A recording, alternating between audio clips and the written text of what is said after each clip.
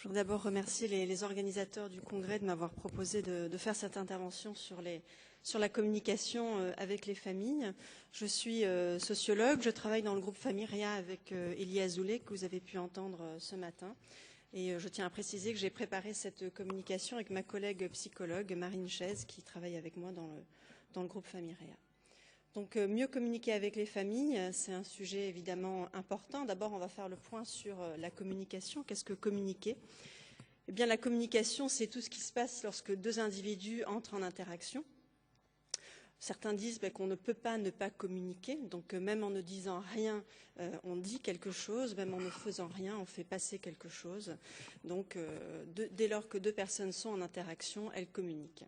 La communication se fait toujours au sein d'une relation. Je pense que c'est une idée importante pour notre sujet, qui est la communication en réanimation. Cette relation est très importante. Il y a différents degrés de relation, évidemment. Mais si cette relation est mauvaise, si elle est perçue comme mauvaise, eh bien le contenu, l'information qui sera passée, pourra être rejetée, déformée ou ignorée. Donc c'est important de l'avoir en tête. Et puis enfin, on parle d'information et de communication. L'information, c'est le contenu du message. C'est ce qui doit être transmis au moment où ces deux individus, par exemple le médecin et le proche, communiquent.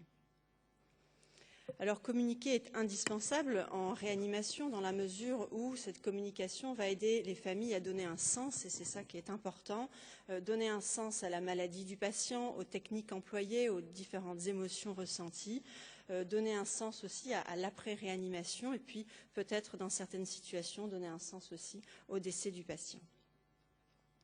Alors la communication prend place toujours dans un contexte, bien sûr. Ici, on est dans un contexte très particulier puisque on est dans une situation asymétrique. On a d'un côté le médecin qui est dans une situation professionnelle, il fait son travail, il détient une information. Et puis de l'autre côté, vous avez le proche qui est lui dans une situation purement émotionnelle, j'ai envie de dire, et qui est en attente de cette information. Donc il y a une grande asymétrie ici à mettre en avant.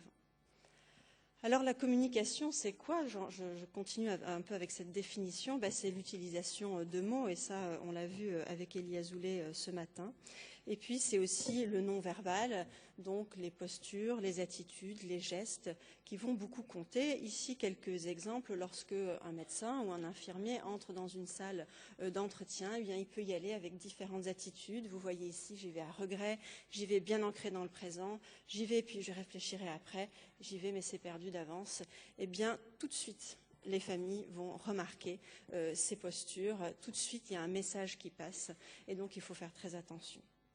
D'autres exemples, ici peut-être un petit peu moins adaptés à l'échange en réanimation, mais dans ces moments d'entretien, quelle attitude va adopter par exemple le médecin ? Est-ce qu'il est là tout savant, qui sait tout ? Est-ce qu'il est tout timide ?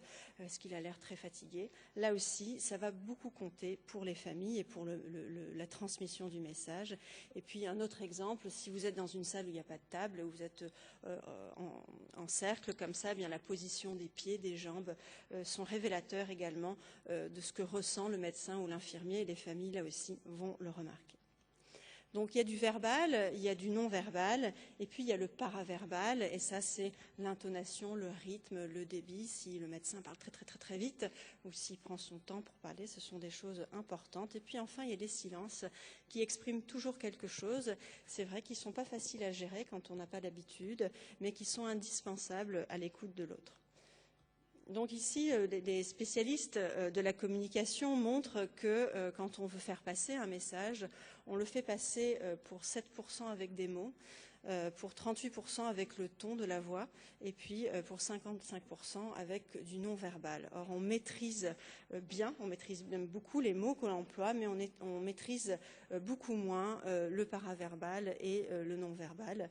Donc c'est important de l'avoir en tête et que chacun réfléchissent à ses propres attitudes et puis peut-être dans une équipe que les gens échangent pour critiquer d'une manière constructive évidemment les attitudes des autres. La communication, c'est très important pour les familles, c'est même peut-être thérapeutique avec des guillemets dans le sens où ça fait du bien aux familles, mais pas n'importe quelle communication. Donc il faut qu'il y ait une concordance entre le message verbal et le message non verbal. Il faut faire évidemment attention aux mots qu'on emploie, aux attitudes, c'est ce qu'on vient de voir, et tout ça dans l'écoute de l'autre, dans le respect de l'autre, et c'est ce qu'on appelle la communication effective. Alors pourquoi faire des efforts de communication en réanimation?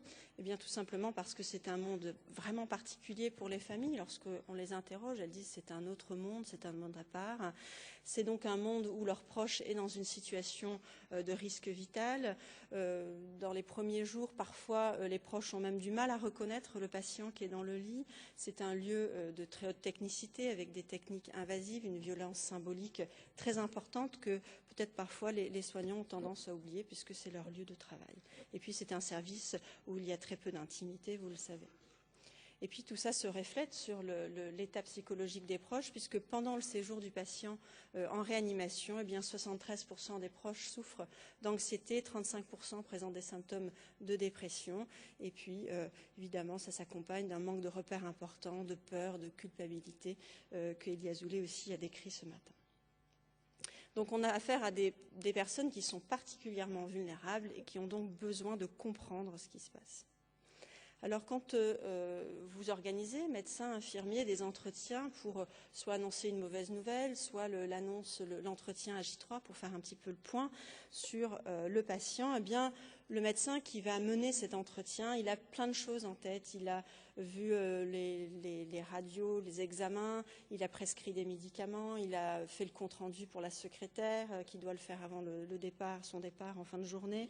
Il a prescrit des examens, il doit peut-être faire entrer le patient dans une étude. Et donc, il est capable de penser à beaucoup de choses différentes avec un rythme très rapide. Alors que le proche qu'il va rencontrer, eh bien lui, il n'est pas du tout dans le même état d'esprit. Il n'a qu'une seule question en tête, c'est comment va mon proche, est-ce qu'il va s'en sortir? Et donc il y a une temporalité qui est très différente. Il y a la temporalité des soignants qui est rapide, et puis il y a le temps psychique des familles qui est très lent par rapport à celui donc des soignants. Donc il faut en avoir conscience, il faut essayer dans la mesure du possible, bien sûr, de respecter ce temps-là. Et puis au cours de ces entretiens, vous avez pu le remarquer, vous donnez une ou deux informations et puis vous perdez le proche qui est vraiment, par exemple, sidéré, et puis vous ne savez pas trop toujours comment reprendre contact avec lui. On va le voir, le meilleur moyen de reprendre contact avec lui pour bien l'informer, c'est par le biais des émotions, on va le voir. Donc la communication, c'est important dans la mesure où on sait que la moitié des proches comprennent mal les informations qui sont données, liées au diagnostic, au traitement, au pronostic. Mais évidemment, c'est très important puisque tout ça va impacter sur la capacité des proches à s'adapter à la situation, à gérer l'espoir, par exemple, leur capacité à participer aux décisions, c'est important, et puis va aussi impacter sur leur bien-être, à la fois pendant le séjour du patient en réanimation, et on va le voir tout à l'heure aussi sur les mois qui suivent après la sortie ou le décès du patient. Tout à l'heure, je disais que ça pouvait être thérapeutique. Donc cette communication peut être thérapeutique pendant le séjour, puisque différentes études ont montré que lorsqu'on améliore la communication, on arrive à diminuer les symptômes d'anxiété et de dépression. Pour ça, on sait qu'il faut un médecin référent, dans la mesure du possible, bien sûr, qu'il faut faire attention aux mots employés lorsqu'on informe les familles, qu'il faut vraiment donner des repères concrets, ça je pense que c'est important. Il faut donner un espoir approprié également, et puis développer une écoute active et de l'empathie. Et puis, il est important d'améliorer cette communication pour permettre une place dans le processus décisionnel. Différentes études américaines ont montré que lorsqu'il y avait une discordance entre le rôle souhaité du proche dans le processus décisionnel et le rôle réel qu'il a joué, eh bien, c'était générateur de stress, y compris dans les mois qui suivent cette expérience. C'est important pour les familles d'être reconnues comme des acteurs de la situation et pas juste comme des personnes passives qui reçoivent de l'information.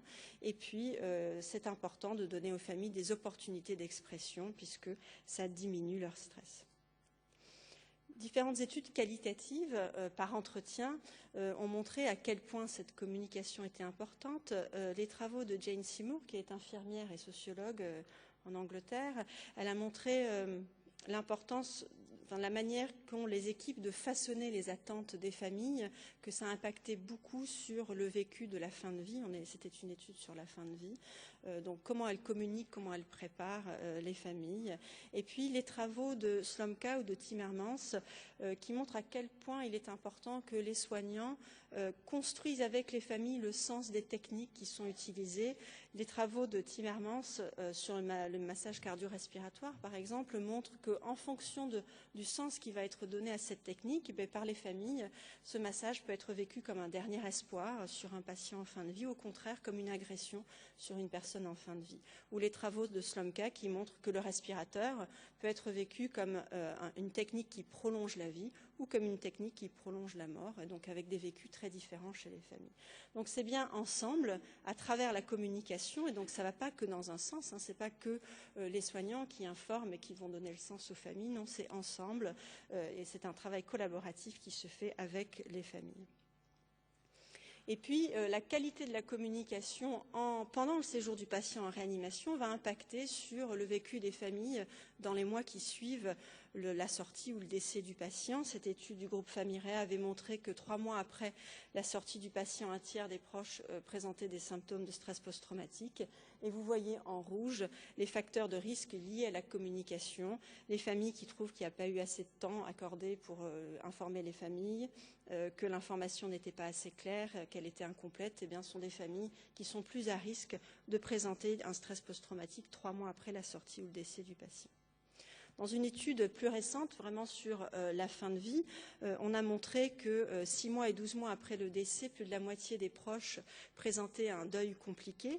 Et on a montré, grâce à l'analyse multivariée, que la qualité de la communication, donc si elle est jugée insatisfaisante, c'est là aussi un facteur associé à une augmentation du risque de présenter un deuil compliqué 6 mois après le décès du patient. Que nous disent les familles? Quelques extraits d'entretiens qu'on a pu faire dans le cadre de cette étude. La fille d'un patient qui nous dit « Le médecin, c'était Dieu, sans l'écoute ni la générosité ». Ou le fils d'une patiente qui dit « J'ai eu 3/4 d'heure de conversation avec ce médecin. Il étalait sa science, il était comme un mur, il refusait d'écouter ce que j'étais en train de lui dire. » Beaucoup de témoignages sur le besoin d'être écouté. Vraiment, c'est très important et ça ressort dans beaucoup d'études qualitatives. Et puis, un témoignage un peu plus long aussi, la fille d'un patient qui dit « En 2 jours, j'ai vu 3 médecins.